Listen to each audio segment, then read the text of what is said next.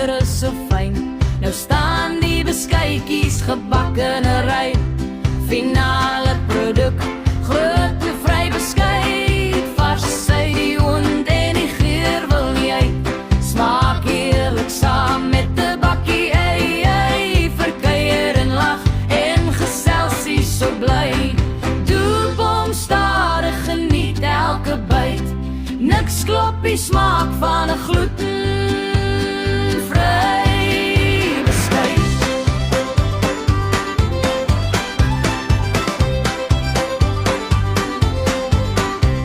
Die deeg is gemeng en die blokkies gesny.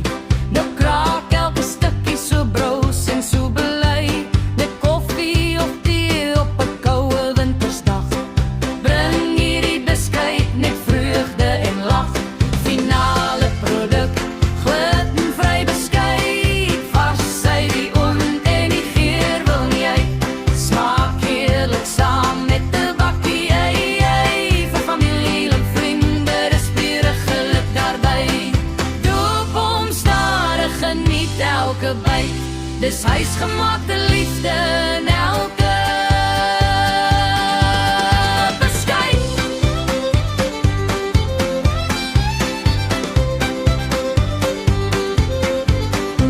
So skink nog 'n koppie en sit lekker neer. Met glutenvry beskuit wil jy sommer nog meer.